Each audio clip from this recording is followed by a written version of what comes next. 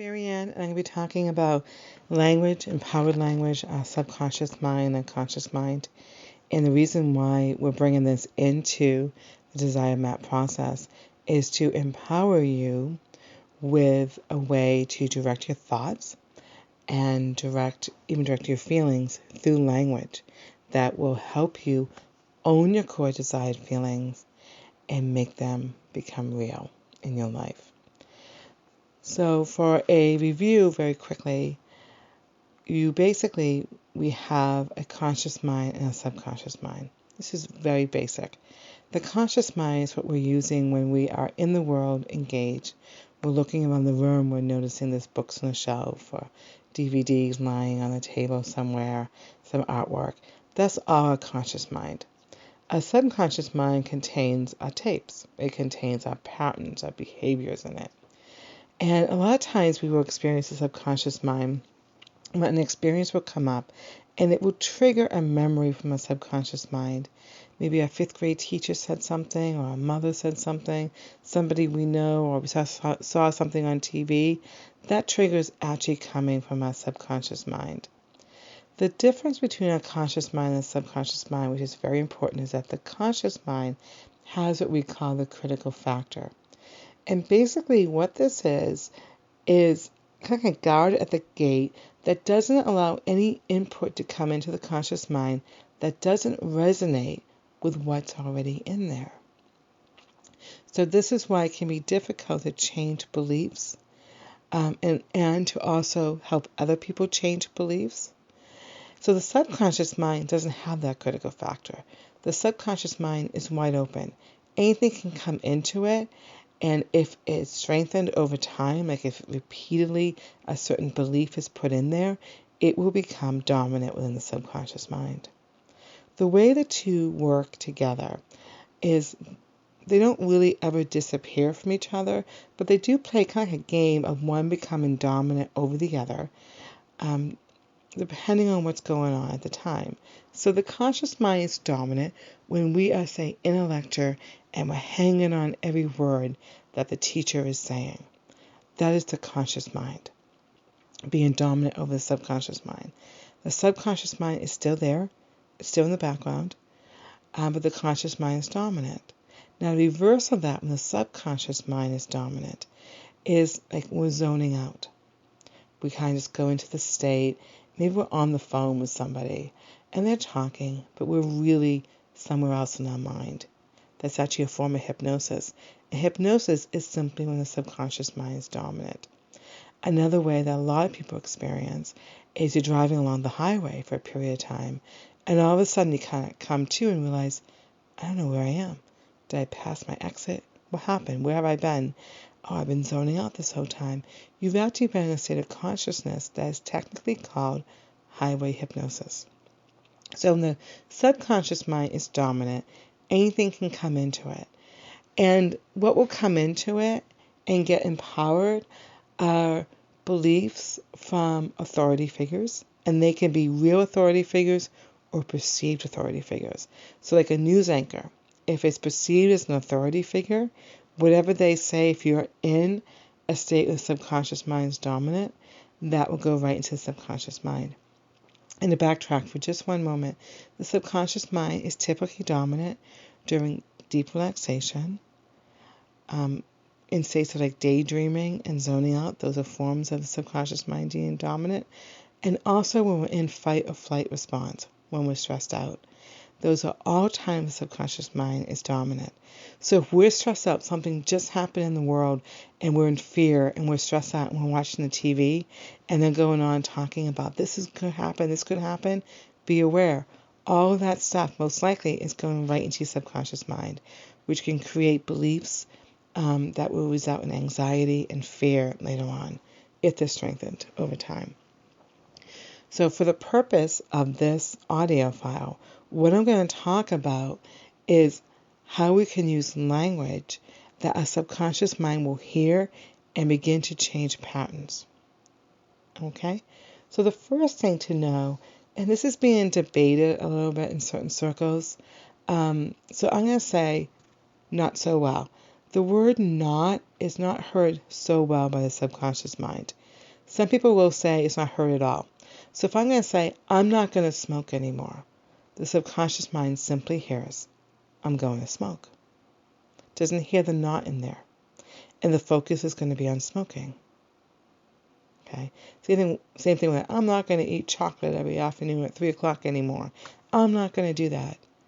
It doesn't hear the not, or not so well. Doesn't hear the not.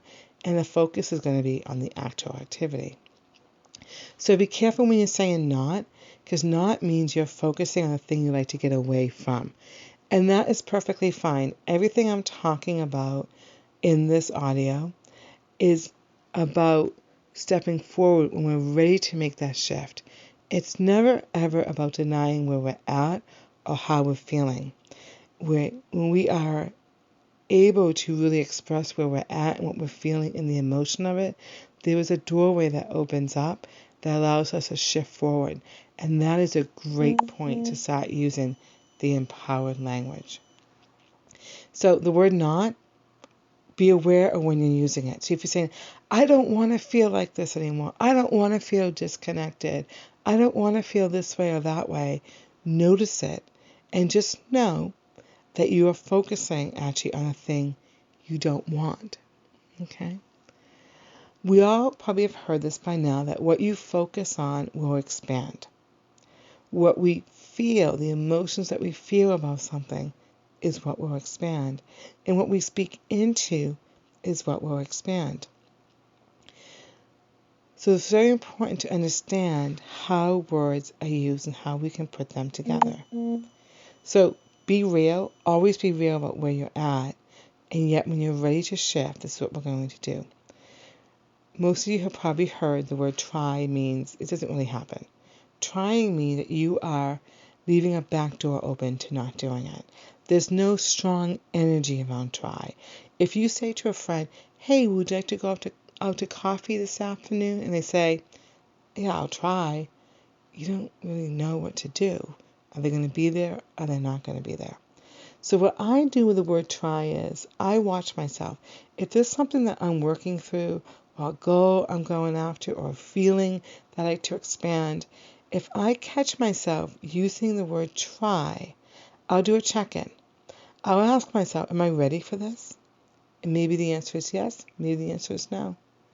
And it gives me kind of a gauge of where I'm at. It's okay not to be ready for something.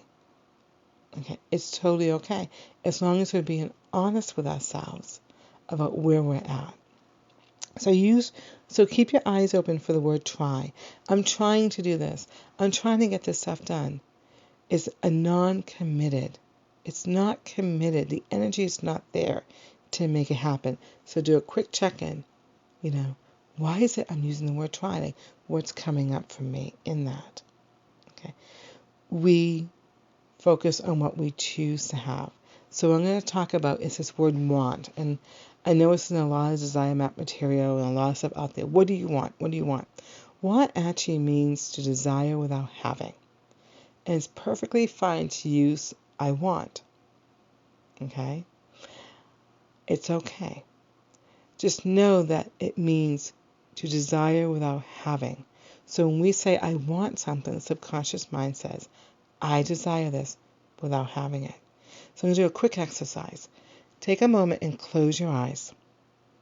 Okay? And I'm going to run through some sentences and just notice how it feels to you. And repeat what I say and just notice what it feels like. I want chocolate. I choose chocolate. I want $1 million. I choose $1 million. I want to feel good. I choose to feel good. I want freedom. I choose freedom. Just notice what those feel like to you, the difference between using I want and I choose. I choose is empowered language. It's saying I choose this. Repeat it enough and putting feeling around it speaks the subconscious mind, and it pushes us, it moves us in the direction of our core desired feelings, the direction that we choose to take. So empowered language is strong and has a strength behind it that a subconscious mind recognizes. So you just did the exercise with I want and I choose. And most likely you have noticed that there's a difference between the two. I want freedom. I choose freedom. Now, it's perfectly fine to say I want something.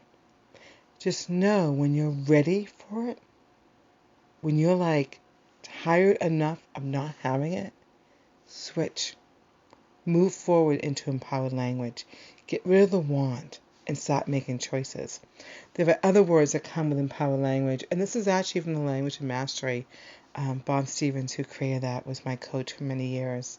And other words that you can use is I can, I am, I will, I choose, I have freedom.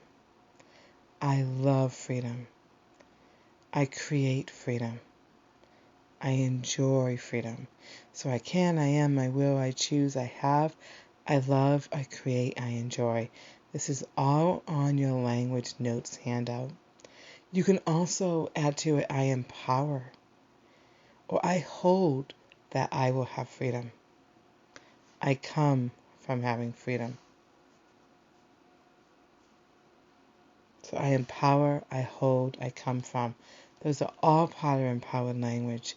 They are all words that speak to the subconscious mind in a way that when we repeat it and we put the feeling on it and we hold that and we expand it, it empowers whatever you believe in, whatever your point of reference is, to bring that to you, for you to receive it, for you to allow it into your life, because it's really about allowing and receiving. You can say, I receive freedom. I expand in freedom. Those are other words you can use. And if you may notice in some of the empowered language, there's kind of like a timing to it. So I will, I can, versus I am. So you can say you're like, okay, my core desire feeling is expanded freedom. And it scares me a little bit. So perhaps I start with, I can have expanded freedom. I will have expanded freedom. And then when you're ready, I am expanded freedom. I have expanded freedom. I come from having expanded freedom. I come from puts you into it. You're already there coming from it. It comes from you. You are a part of it. So play with the different words and notice where you are. Notice if you're using the word trying. I'm trying. That's a red flag to check in. I can give you another little tidbit too, is the difference between looking for something and finding something. I'm looking for my keys. Great. When you're ready for them, I'm finding my keys. You can look for your keys forever. You can find your keys. So I'm looking for freedom. I'm looking for my core desire feelings. I'm looking to expand my core desire feelings. I'm finding my core desire feelings. I'm designing my core desire feelings. I'm creating my core desire feelings. And on and on.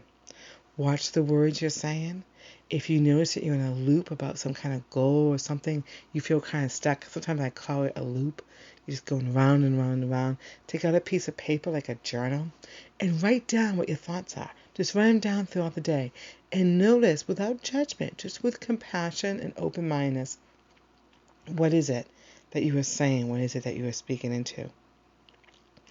Another important thing is when you hear something or you say something that you choose not to come into manifestation, you can use the term cancel clear. It's in your handout. Cancel clear will delete it and stop it from going in your subconscious mind.